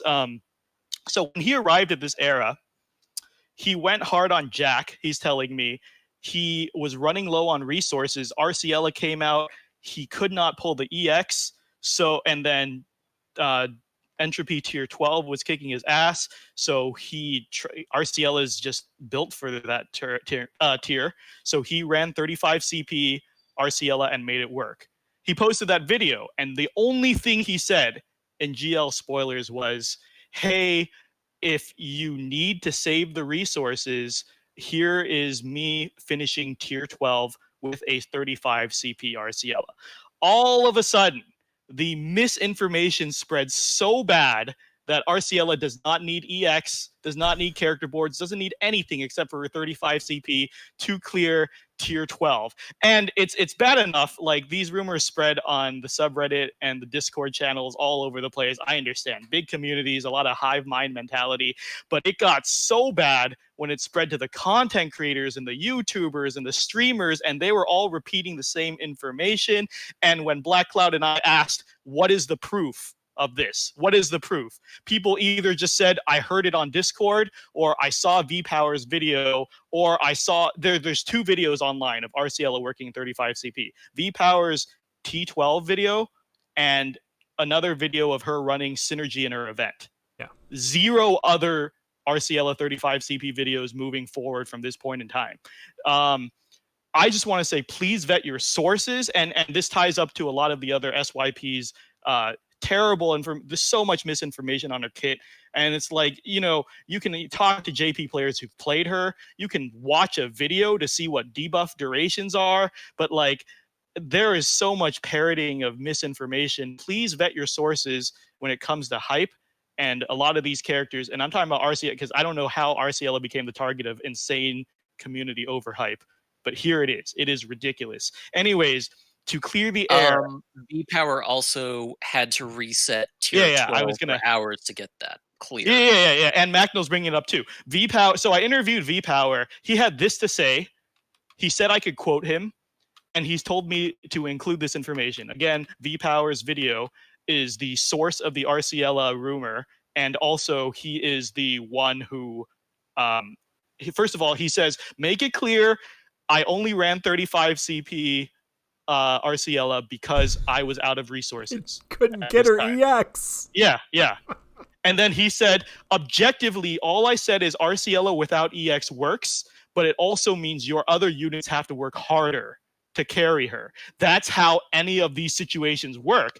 In this era, in this point in the game, literally 60% of the way into the EX Plus era, to ask if a character works without the EX weapon is ridiculous. Like, if you're gonna use the character, hold on, he told me to skip this card, but so it says, but he says, like, the question of budget characters at this point, 0313 characters at this point, is baffling. We're starting to get more ingots a month by a good amount because of extra events and the daily Cactar missions, which gives us more ingots a month, more boards a month, etc. Ingots are coming in more steadily. And why budget at this point? If you're gonna use a character, 3-3 it. If you're gonna 0-3 a character or not pull the EX to run them for one fight, there you can just 3-3 a favorite and run them instead. 3-3 a character that comes out in a week or two and run tier 12. The concept of budgeting an OP character for one run running at less than half capacity is ridiculous. Why max a character if you're only going to use it once or don't even want to use it? And same for asking if character needs a certain weapon. If you want to use the character often, why not max it? If you want to use it once or twice, why max it? And then he wanted me to specifically mention that he had to reset tier 12 many, many times for RNG to make that video, because without the EX, Arciela was running out of skills before the end of the fight unless he had perfect RNG. So he wanted to make sure, me to state that when he makes videos, he does not like editing or showing resets. So basically, he's resetting and running the video from full. You are not seeing the amount of time and resets it takes to pull off such an RNG-reliant run.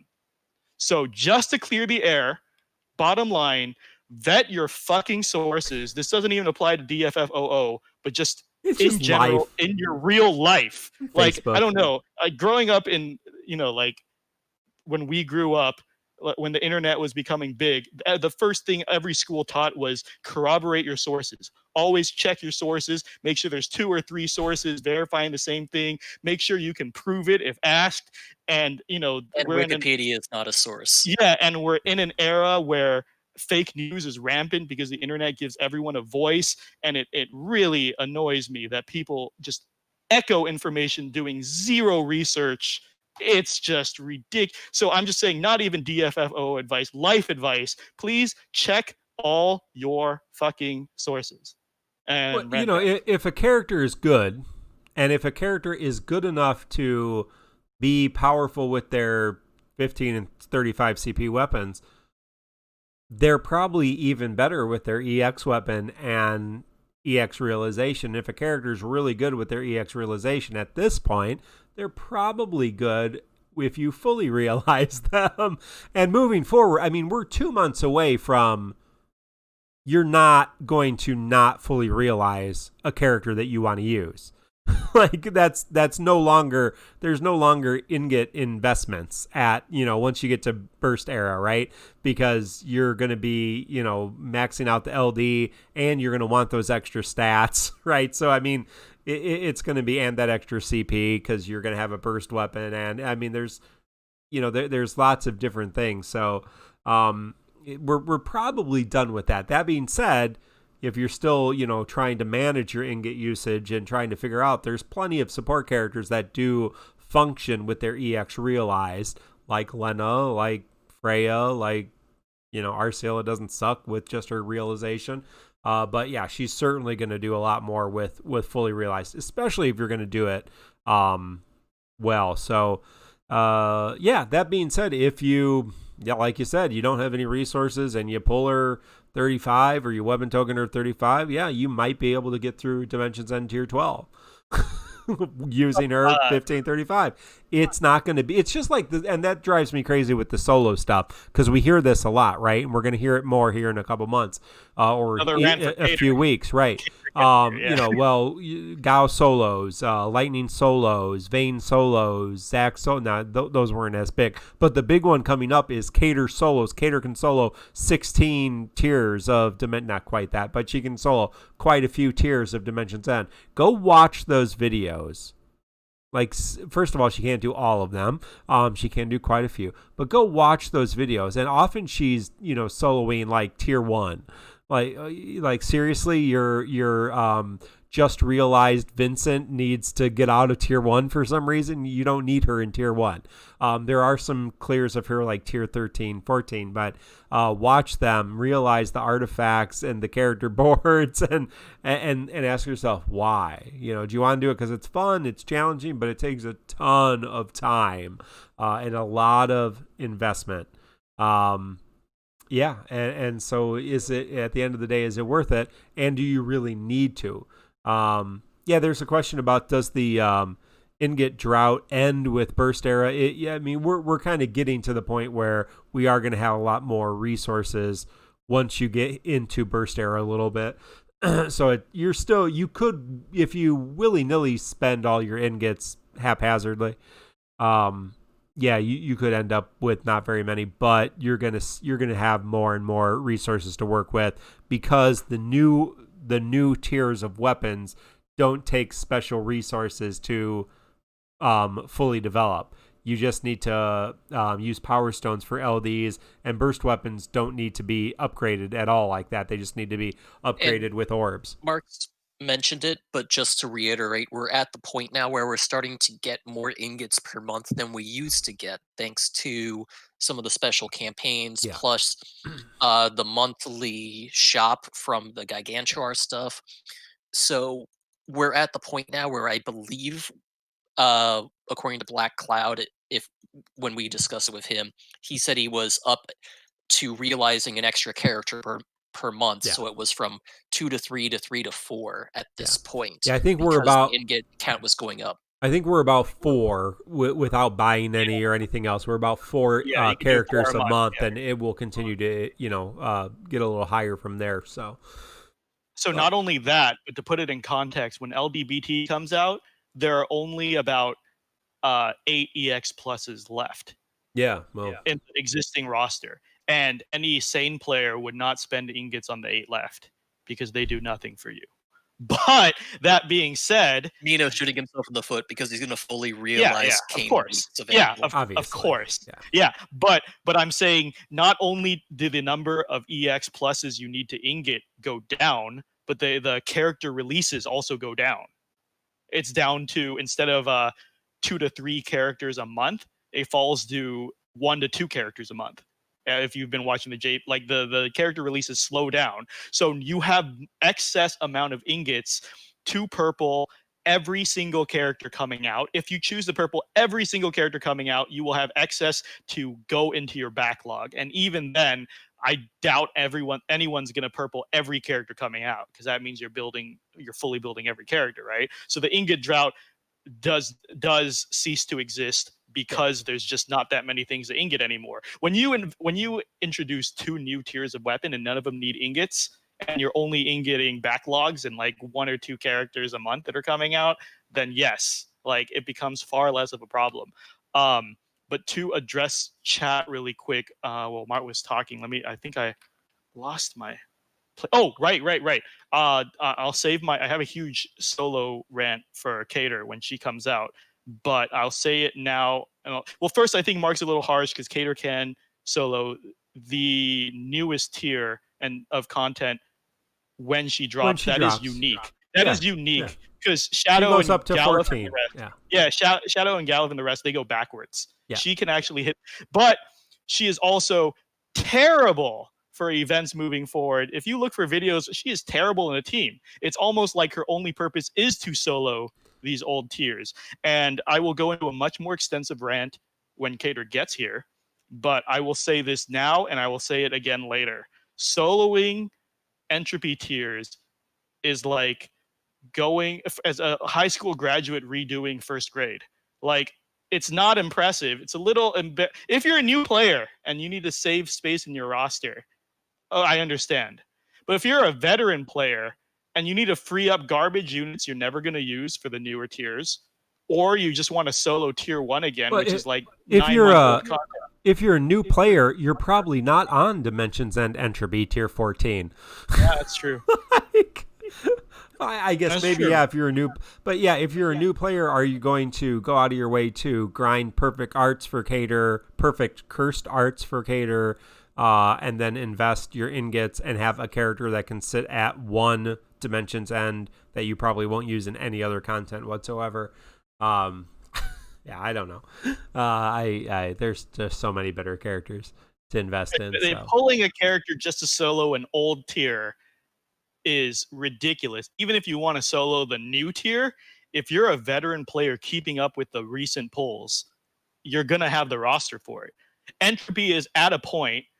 First of all, we already know by after tier 15, when LDBT comes and is completely power crept and people are doing it blind with whatever they have on hand, and it's a joke. Budgeting for Entropy is non-factor anymore. As long as you're pulling regularly, you can throw any 3 new units into the newer tiers and clear it at this point. There's not that many hard tiers left. It's not early chaos where you really, really had to budget. It's getting power crept over time like any other content. So pulling at the end of its lifespan 2 solo old tiers, if you are a veteran player at all, is such a waste of resource. We'll get to it. Hey, Rez, thank you for the raid, and hope you had a good stream. Did your Arciela pulls go? I'll check out the video later when you share it, I'm sure. But check out Resfoina on YouTube and Twitch. She's our good friend and been a guest host with us. So, yeah. Oh, yeah, you and Jin had a pull battle. So, yeah, has that happened yet, or are you waiting for is the pull battle done, or are you waiting for the pull battle? So, yeah, let us know. We'll look forward to watching the video. Oh, about to record. Okay, so good luck, Resfoina. It's time for Rez to beat Jin. Ready for it, Rez. I'll watch it as soon as it's out. Send Rez. Thank you for the subscription too, Rez. But send Rez your good vibes, because Jin Lee has beaten her in the last couple of their pull battles. Our good friend Jin Lee. So she needs a win. So her and Teddy are gonna just get all the love and support tonight from the TCC crew. Sorry, Jin. You got to spend your gems tonight. Yeah. I Anyways, screwed myself. The parting message. I hope you both get her full kit in the first gem pull. That's what I really hope. It won't be a very interesting video. The final takeaway of all our ranting on Arciela is don't pull her. She's great. Because she's probably going to be banned on every TCC challenge moving forward. No, this is 100%. Bad unit. You're not going to get She is not a TCC challenge unit. Not going to get your gems worth. She will definitely be banned in this current chaos fight, which we'll talk about more in detail. But this is you're going to fight a couple of road mantises or manti. I don't know what the plural of mantises is. They are weak to fire, wind, and holy elements. Go Prishe, right? Immune to paralysis and fluke. I don't even know what fluke is, so I won't bring any characters that do that. You'll have to, I assume that's something they cast, and so you can't Yuffie them.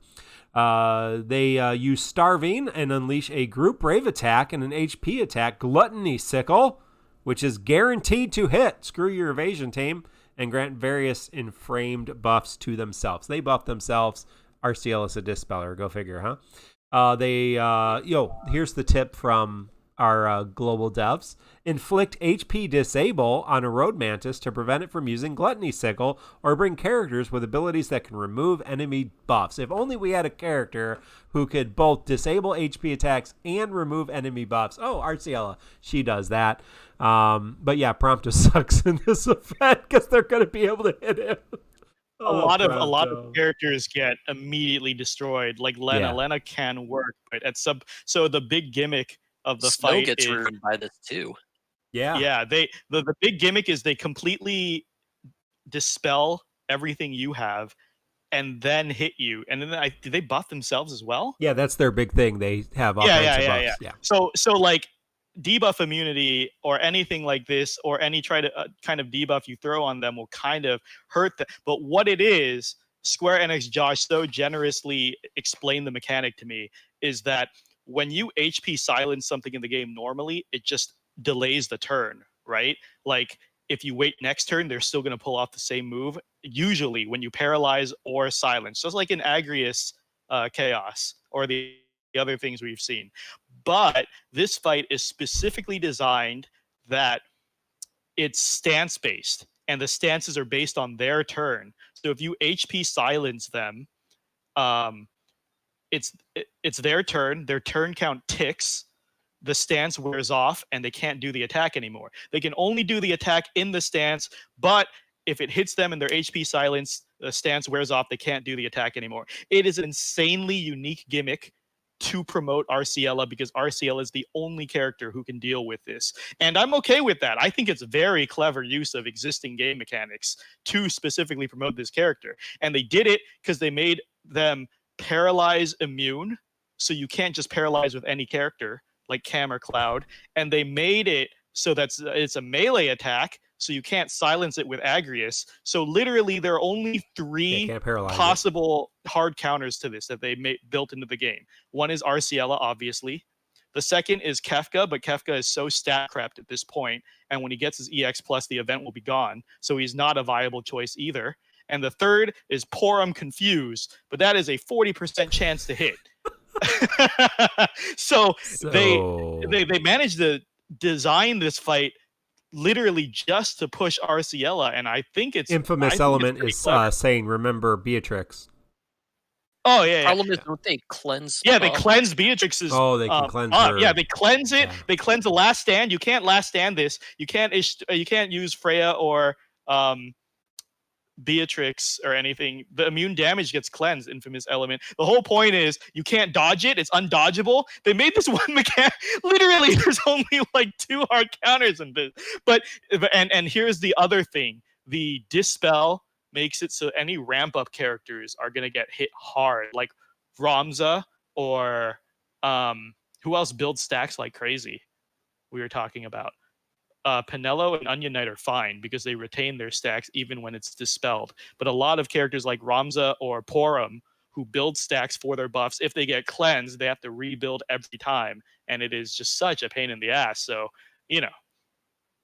What about Ignis? What about Lenna? People are asking. No, they dispel all buffs before they hit you. I don't think people understand. A lot of last stands and dodges and debuff immunities come from your buffs. They take away all buffs and then hit you. Like, the only way is HP silence. It's the only way. Okay, so even framed buffs. Yes, all buffs are. Yes, all buffs are dispelled. It's like they have their own vanilla or Arciela. That sounds terrible. How the TCC challenge doesn't sound like it's going to be fun at all. Equitus Something tells me there's not going to be an extreme challenge because it's going to be Arciela ban and that's it. Equitus is saying, do they cleanse debuffs? Yes. Again, to repeat it, I think people are in shock at how bullshit this mechanic is. They cleanse all debuffs on themselves, then they dispel all buffs on you. Good thing everyone is pulling on this banner. A 100% AoE attack to kill your party. The only way to foolproof stop this is HP silence, and only Porum has a 40% chance of it, and Arciela has the guaranteed. This is a lot of JP players compare this to the Ultimecia chaos, where it's if you have Ultimecia, this will be a walk in the park. If you don't have Ultimecia, this is one of the hardest fights in the game ever made, and that's how. Well, I'm looking forward to our very creative and inventive group of players to see what they come up with, because I think it will probably be a lot of fun. So yeah, so awesome. Let's we'll stay tuned for the TCC challenge. We'll probably give it 24 hours or a little bit longer to see kind of all of your clears. So if you can clear it without Arciela, definitely share that, because then we'll make sure to ban those characters too. No, I'm kidding. Yeah, just, do your best and submit your videos to the Call to Arms, Magnus Call to Arms. We'll put that on very shortly, and also have a boss guide on DecidiaInfo.com. So if you want to check out the infographics for all these characters, if you want to dig a little bit deeper, Tomberry Troop infographics are beautiful. Lay it out. Dreamy did a good job on these. The whole troop did. So tomberrytroop.com as well. All right. So moving from this event, is there any questions this week, Crease, that we want to cover There's a here in the ton of last few months? questions. I'm gonna try to filter them and just stick at the high profile ones because we spent a lot of time talking about Arciela, which is not surprising. But we don't have a lot of time. So Talut last week asked a question that we did not have time to get to. Is He asks, is this a bad time for a beginner to start playing DFFOO, or do you think the future is going to be any better as a starting time to start playing as a beginner? Mino, Mark, do you have any thoughts on this? I think there's a ton of powerful characters right now. So I mean, I think the best time to start playing here within the last 6 months was when RCL or Aranea came out. But if you start playing right now, I don't know that there's going to be any. You know, obviously the Aranea banner was really good. The Snow, Lightning, Shadow banner, that was an amazing beginner banner. So I don't know that we're going to have any like really triple wonderful banners for beginners here in the next couple months, but we're going to have a lot of great banners to pull on. So if you pick 2 or 3 of them, you're going to get a good chunk of characters and a good set. So yeah, Hope Lightning. What did I say? Hope Lightning Shadow. Anyway. Oh, that was a really good banner. So um, I think it's a good time because we're in, as Kree said, a like pseudo half garbage time. Content's not too challenging right now if you pick out the metas. There are a lot of big metas here. If you pull things like Arciela, Kais, and Eldnarsh, you will finish these 2 months easily, and then all the way to LDBT era easily. Just pulling these 3 characters, and then you can use just these 3 characters, save all your resources for LDBT. I do not. A lot of people are saying just wait till LDBT to start. If you do, you'll have less resources. yeah, right. If you start now, you can pull 3 easy characters to breeze through all content, collect 4 months of resources, and then hit LDBT in style and all caught up. So I do think this is a pretty good time to start. Kreese, do you have I any? I think a point that both of you are getting to, but you haven't said explicitly, is that there's no bad banners going forward. There's no trap banners, is a better way to put it. With the exception of maybe the second mission dungeon banner. We'll see what that's like next week. But all the banners have very solid characters, very strong characters that can fill a lot of different roles as necessary, with a few exceptions, such as Prishe being just pure damage. So if you pick a banner and pull on it and gets the characters on that banner their full kits, you'll be solid as a starting point for getting your roster building and getting through early content and making it to the point where you actually are worried about chaos and dimensions end and that sort of thing. Yeah. So as Mark Amino said, there's no problem with starting now because you can't go wrong. Yeah. Yeah, and as I think Arrow was saying in chat, the start dash banner, which before was not particularly great. Lightning hadn't got a realization, and Squall and Cloud were a little outdated. Now all 3 of those characters have character boards, so they are, and Lightning's still very good with her EX realization. So now all 3 of those characters have character boards and their realization. So any one of them is a solid DPS option right now. Then you pull an Arciela for support, or Elfnod, or you know, Eldnarsh, Keese, you know, kind of those damage dealers. Yeah, I mean, you got to be, depending on what you're trying to get through. But yeah, remember moving into LDBT that there's going to be 3 EXs in LD and a burst weapon on every banner, most banners. So lots of good banners moving forward. Yeah, next question.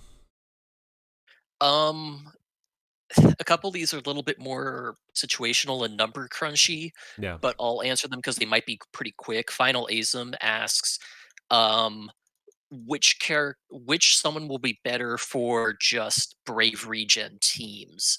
Diablos because of the Int Brave bonus, or Leviathan for the permanent Brave Regen buff that he puts on your party once you get to the point where you take a certain amount of damage? What do the co-hosts think? Well, if you're if you're, This is a weird number crunching thing, and I think it's really going to depends depend on the on fight. what your roster is and Well, how yeah, many it depends buffs on you the have. roster. Remember that Leviathan takes a buff slot, so if you're Yeah. running someone like Penelo, you're likely going to want to prefer someone like Diablos because you're already tight on buff slots, and Leviathan taking another means it's just one less buff that Penelo can keep up on your party at once. I think the Alternatively, easy. if you're running someone like Lenna, then Leviathan might work fine. I think the easy formula without running numbers is because it's going to depend on the fight and your team. I think the easy formula without running numbers is if it's a fight where you're going to be taking a lot of HP AoE damage or AoE HP damage and early HP damage, and Leviathan's going to hit early, and you're not playing super defensive characters that are absorbing damage or not taking any damage, then Leviathan's always going to be a good option. Whereas if you're playing a much more defensive, brave team, then Diablos is a really good option. I'm also going to point out that depending on whether you're trying to run an elemental, imperil, enchant team, or you're just trying to run a just straight pure damage team, Leviathan will give you more general benefit by slowing the enemy versus Diablos's elemental weakness damage up passive that you won't be benefiting from if you're not actually taking advantage of it. Yeah, and Leviathan speed down does stack with other speed downs and also turn rate down and speed down debuffs too. So if you have that kind of mechanic on your team, you know, it's just going to be one more way to kind of slow down the enemy, which is nice.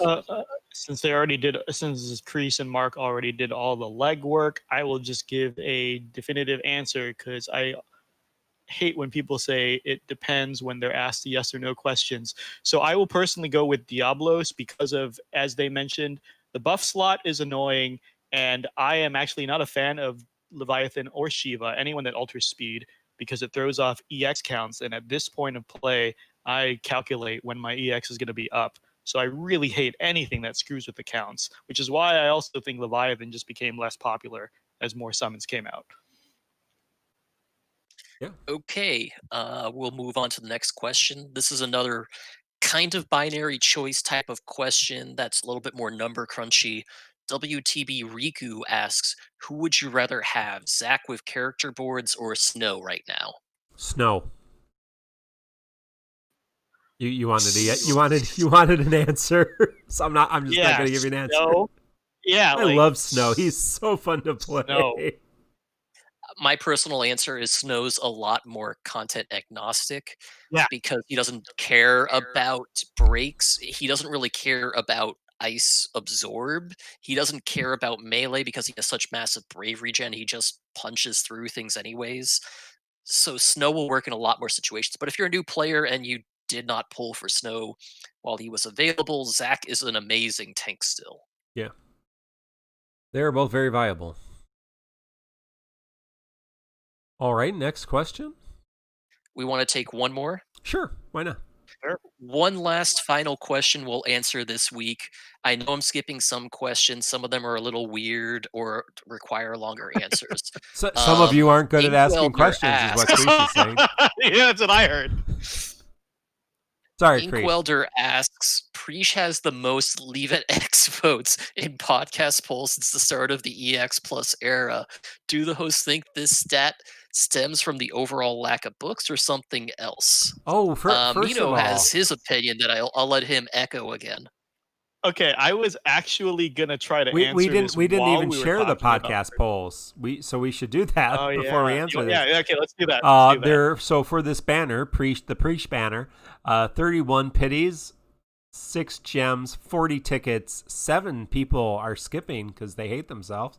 Of the people who have RC, 2 are keeping her at EX, they're lying. 6 are just realizing her, they are also lying.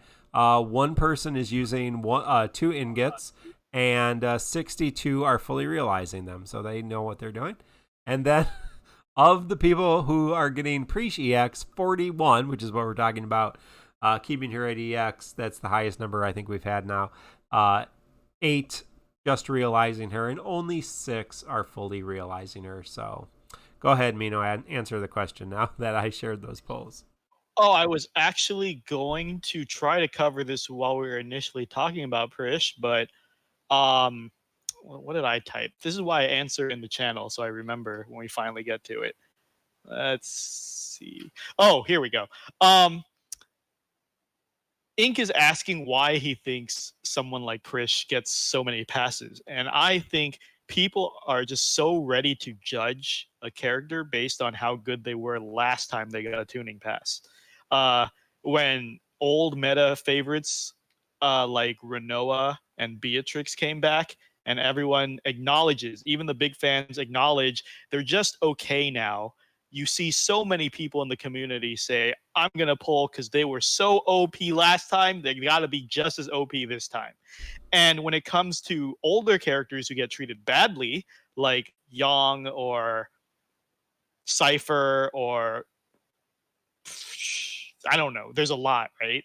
Prompto, a lot of people like to pass because they're like, oh, they were shit last time, so how can they be good now? And unless a character is insanely hyped, like Raigen's a character that people shit on for so long, and when he comes back, I know every content creator is going to hype him to hell and back.